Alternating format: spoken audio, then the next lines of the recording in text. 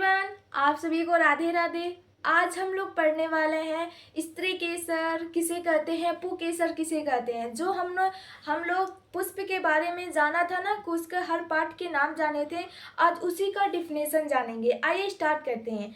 जैसे दे दिया है कि स्त्री केसर किसे कहते हैं, स्त्री केसर या जयांग किसे कहते हैं। इसमें लिखा है पौधे का मादा जनन अंग ही स्त्री केसर कहलाता है। क्या कहलाता है वो कह रहा है पौधे का जो मादा जनन अंग होता है उसी को क्या बोलते हैं, स्त्री केसर या जयांग बोलते हैं। ठीक है।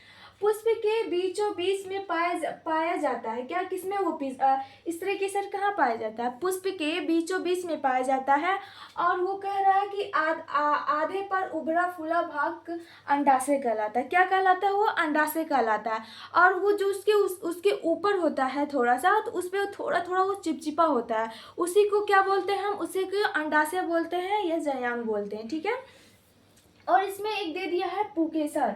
पुकेसर किसे कहते हैं, यह पुष्प का नर जनना अंग होता है, जिसे हम क्या बोलते हैं, उसे हम पुकेसर बोलते हैं। ये किसका भाग होता है, नर जननांग अंग होता है, ये पुकेसर का होता है। और प्रत्येक पुकेसर में कितने दो मुख्य भाग होते हैं, कौन कौन से होते हैं। पहला पराकोष में जो एक थैली जैसी संरचना होती है, और जिसमें पराकर जो होते हैं, नर युग्मक जो होते हैं वो बने होते हैं, और जो एक डंठल से क्या होते हैं, डंठल जैसी संरचना होती है। उसे पुकेसर का मुख्य कार्य क्या होता है, पुकेसर का मुख्य कार्य होता है परागणों का उत्पादन या प्रसार करना होता है। इसी को क्या बोलते हैं, हम पुकेसर बोलते हैं। ठीक है। अगर कोई पूछ दिया कि पुकेसर किसका भाग होता है, मादा का जनन अंग होता है कि नर जनन अंग होता है, तो इसका ये होगा कि ये नर जनन अंग होता है। और वो स्त्री केसर में क्या होता है, ये मादा का होता है। इसमें ये थोड़ा सा डिफरेंस है। और इसमें से अगर पूछ दिया जाएगा कि जब पुष्प तैयार होता है, जब वो एकदम उसमें मतलब पुष्प जब तक कली के अवस्था में होता है, जब तक वो अच्छी तरीके से अपने आकार में नहीं आ जाता है, तो उसमें उसकी जो सहायक जन अंग होती है वो कौन कौन से होती है, ये भी पूछा जाता है। तो ऑफकोर्स ये बाह्य दल होता है, दल पुंज होता है। अगर वो ही ना रहे तो ये क्या इस अच्छी तरीके से वो बन पाएगा, नहीं बन पाए। वो उसकी क्या करता है, वो उसकी हेल्प करता है। और इसमें आवश्यक जनन अंग क्या होता है, आवश्यक जनन अंग होता है मतलब जो ऐसे अंग जो ऐसे अंग की जो प्रजनन में महत्वपूर्ण भूमिका निभाती है। इसमें जब प्रजनन होती है तो उसमें क्या करती है, वो महत्वपूर्ण उसकी क्या करती है, भूमिका निभाती है। जैसे हो गया पुकेसर और स्त्री केसर, ये जब तक उसमें जब तक प्रजनन होती है तब तक वो क्या करता है, उसमें वो भूमिका निभाती है। अगर पूछ दिया जाए कि मतलब उसके आवश्यक जनन अंग कौन कौन से होते हैं, तो ये होता है पुकेसर और स्त्री केसर होता है। और एक उसमें दिया था कि पुष्प आसन किसे कहते हैं, वो सबसे निचले वाले भाग में होता है। तो इसमें बताया गया है जिस पुष्प जिस डंठल से जुड़ा होता है उसे क्या बोलते हैं, हम वृंत बोलते हैं। ठीक है।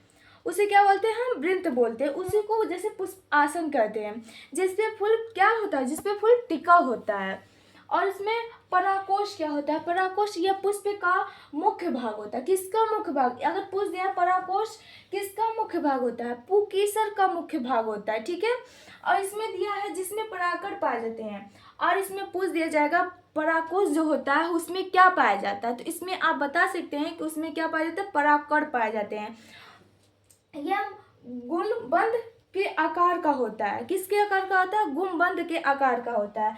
और वर्तिका क्या होती है, जो वर्तिका वो होती है, वर्तिका तथा अंडाशय के बीच का भाग होता है, उसको क्या बोलते हैं, ये वर्तिका तथा अंडाशय के बीच का भाग होता है, जिसमें परागली विकसित होता है। क्या विकसित होता है, अगर कोई पूछ दिया जाए कि वर्तिका के क्या क्या होता है, तो आप बता सकते हैं कि यह वर्तिका तथा अंडाशय के बीच का भाग होता है, जिसमें परागली विकसित होता है। हम इसमें दो टॉपिक और छूट रहा है, जैसे कि इसमें हो गया वर्तिका। वर्तिका किसे कहते हैं, वर्तिका यह पुष्प की सबसे ऊपरी भाग होती है, जब वो परागकणों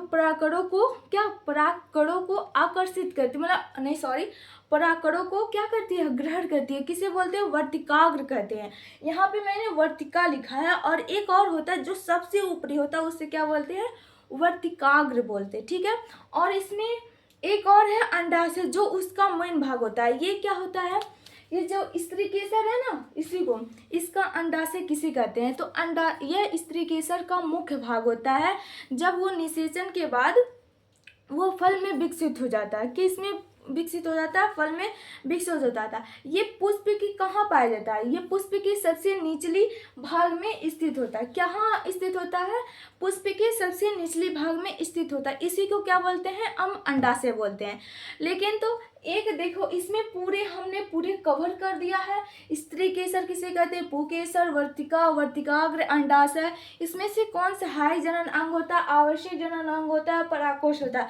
बस उसमें एक केवल बचा है, पराकड़ किसे कहते हैं। उसमें भी कई पार्ट होते हैं, उसमें को 2 भागों में बांटा होता है। इसको हम अगले वीडियो में अच्छे तरीके से समझेंगे कि पराकड़ किसे कहते हैं, ठीक है। आप सभी को राधे राधे। अब मिलते हैं अगले वीडियो में, तब तक के लिए बाय बाय।